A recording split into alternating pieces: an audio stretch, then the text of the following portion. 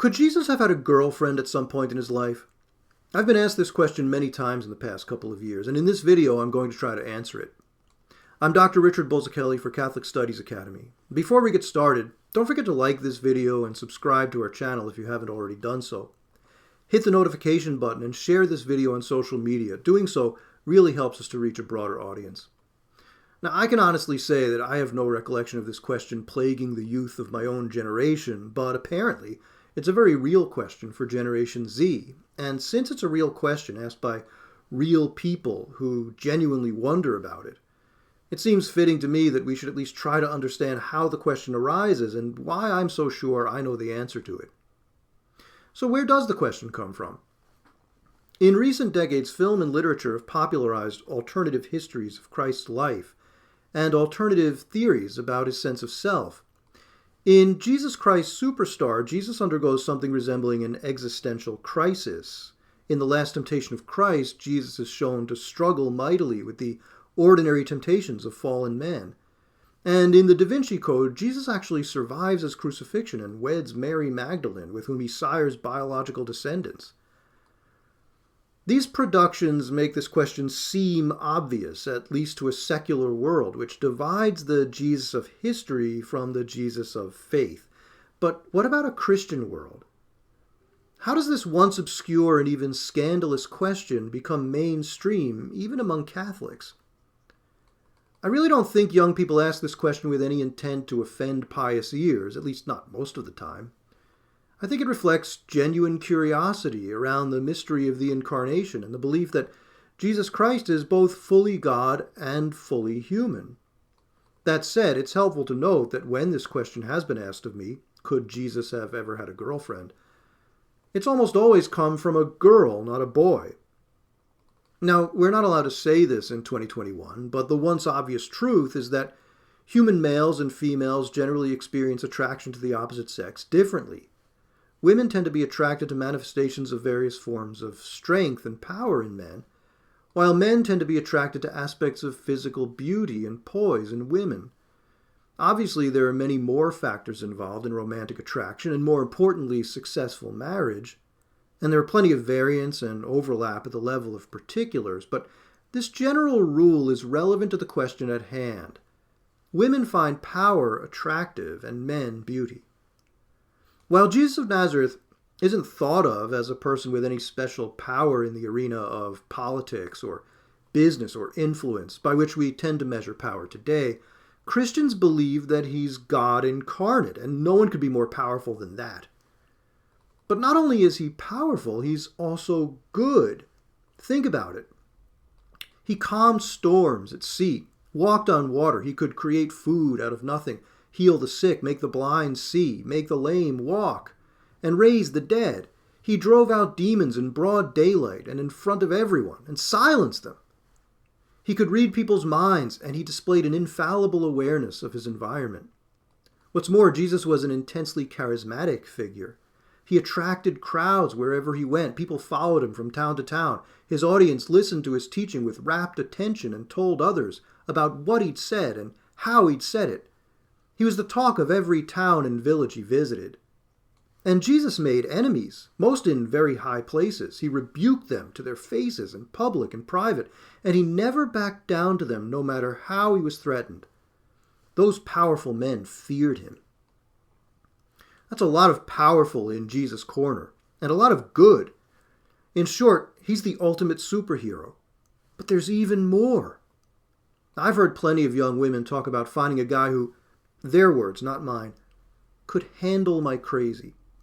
Well, talk about handling someone's crazy. In a very real sense, anyone who's ever sinned has done something crazy, chosen to go against the true good and to abandon the path that leads to life for the one that leads to death. But in the course of his public ministry, Jesus forgave people's sins, really forgave them. He didn't just fail to notice them or learn to tolerate them or overlook them. He looked straight at them and absolved them, changed reality so as to annihilate the sin so that only the penitent remained. And then he fully accepted those whose sins he'd forgiven, demanding that others do so as well. That's pretty impressive. So between his power and his charisma and his manifest ability to handle her crazy like no other man could, in the imagination of a young woman whose mind and heart have been filled with the thought of Jesus Christ all her life, the man Jesus appears as a deeply compelling and, yes, attractive figure. Surely, they say, and they do say this, there would have been girls who were interested in him. That's what this profile of Jesus suggests, and if that's so, then statistically, some of those young women surely would have been very pretty. So what do we say? The one obvious example of such a woman is Mary of Bethany, who goes to the tomb of her brother Lazarus to see Jesus, only to be followed there by all the men who had come to console her, none of whom felt it necessary to accompany Martha to the tomb when she'd gone out before. The New Testament doesn't come right out and say it, but there are other indications as well that Mary of Bethany was an exceptionally beautiful woman, and for all that, one who hung on Jesus' every word. And if we're honest, there's not a guy on earth who doesn't love that. But even though the attraction women feel toward powerful, charismatic men and men toward beautiful, attentive women is cross-cultural, that doesn't mean that what these young women envision could ever have actually happened. Indeed, behind the question, could Jesus have ever had a girlfriend, lies an anachronistic view of social interactions and expectations. The question presupposes that the way things happened between boys and girls, men and women, in the first century was basically the same as the way things happen today. But in fact, the way young men and women meet today, interact with one another, and develop relationships with one another would have seemed entirely foreign in the cultural milieu in which Christ would have lived and moved. And that fact simply has to be taken into account if we're to attempt to answer this question responsibly. People didn't date as such in the first century, and the standards of modesty observed in Jesus' time and place wouldn't have permitted a respectable young woman, by her mode of dress or her behavior, to draw attention to her sexual value in the eyes of anyone but her husband. There certainly were no dance clubs in the ancient Jewish world. There were no where unchaperoned young people congregated in sensually charged environments. Likewise, the vast majority of young people surely would never have pursued relationships as a means of satisfying their own curiosity or entertaining themselves. Those who did would have done so out of view of the public because the social stigma attached to such behavior would have ruined them. So even if we could say that somewhere along the line a beautiful young woman felt a romantic attraction for Jesus of Nazareth, it seems impossible to imagine that anything could ever have come of it. The social arrangements of the time would have required the deliberate, chaperoned intent to effect a match, but Jesus was dedicated to God from the moment of his conception, and confirmed in that dedication by the prophet Simeon on the day of his presentation in the temple, when he was still an infant. We see that, for his own part, Jesus had a lifelong focus on his singular mission, when even at the age of 12 he sat in the temple and discussed the Torah with the scholars there. He made clear that he knew with certainty the whole purpose of his life in this world, and that he was single-minded in his commitment to it. But that fact leads us to still another relevant detail. We don't have any account of Jesus' life from the time he was around 12 years old until he appeared before John the Baptizer at the mouth of the river Jordan, near the caves of Qumran. The reason for this is likely that he'd spent those years isolated from general society, meditating upon the law of God day and night, like the man of blessedness mentioned in Psalm 1. When young women today ask whether Jesus could ever have had a girlfriend, the picture they have in their minds when they think of him is usually something like we see in the movies or popular Christian artwork. The Jesus in their minds might look like Robert Powell or Jim Caviezel or Diogo Morgado. He probably doesn't look very much at all like a first-century Jewish rabbi living some proto-monastic, modified version of the Nazirite vow. John the Baptizer, for example, was a kind of monastic Nazirite, and Qumran, where he first appears to us in the New Testament, housed a whole community of them, separated from society in what they called the wilderness or the desert. That's probably the place the New Testament authors are referring to when they say that Jesus was driven into the wilderness to fast and pray. So picture a parted beard and a lock of hair left to grow long and run down between his shoulder blades, to symbolize that he'd been set apart for a divine purpose in sacrifice of self. A man like the figure on the Shroud of Turin, which, controversies aside, the Church does venerate as the burial cloth of Christ himself. The way that man wore his hair was symbolic of his station in life. Now ask yourself whether it would have even occurred to a young woman of the Torah to look upon such a figure as a prospect for marriage.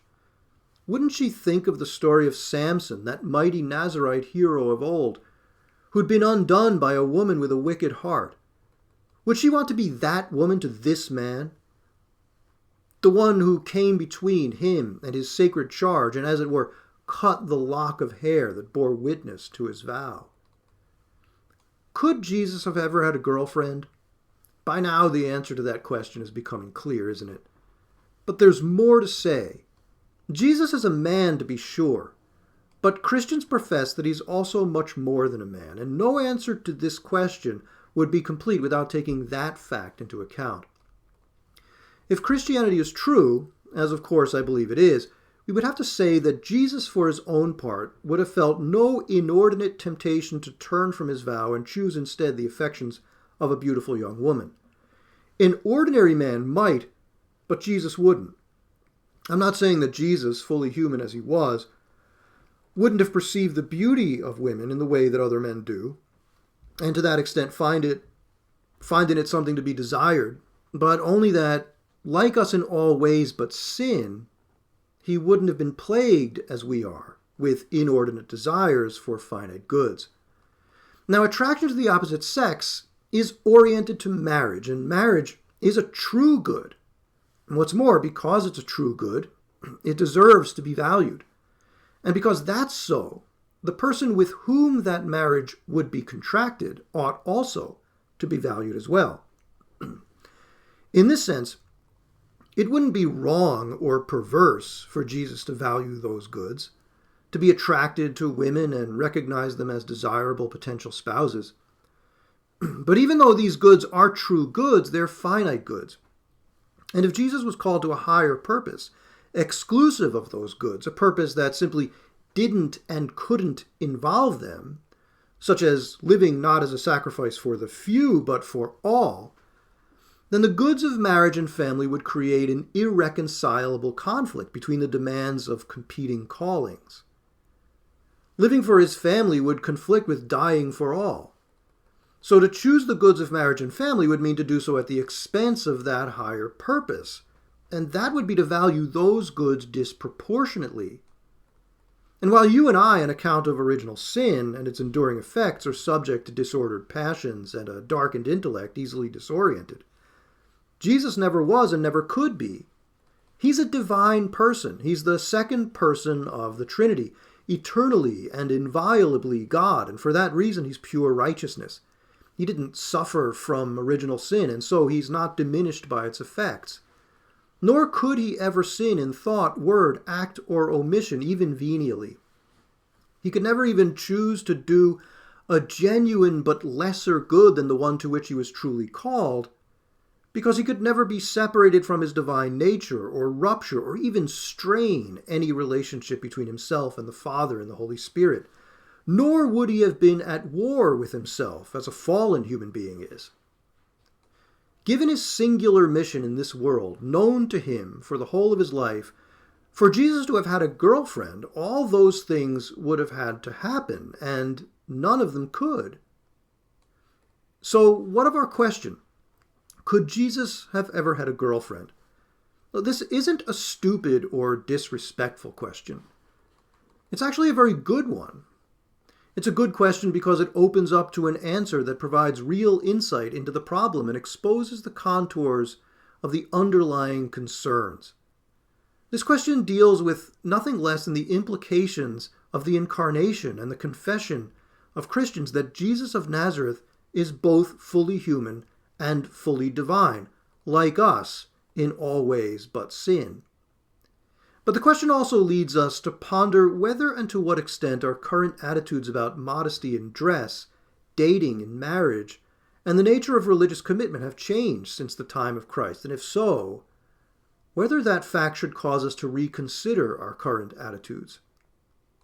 But now I think the answer to our question should be apparent. Could Jesus have ever had a girlfriend? No. Not even Mary Magdalene, or the no doubt astonishingly beautiful Mary of Bethany. I'm completely sure of it. And now that you've heard my reasons for saying so, have you found them persuasive? Let me know what you think in the comments below. Now before you go, if you enjoyed this video, please share it. And don't forget to like and subscribe and hit the notification button. Doing so could help us in our work to strengthen the faith of others and perhaps lead more souls to heaven. Again, I'm Dr. Richard Bulzacchelli for Catholic Studies Academy. Thanks for watching.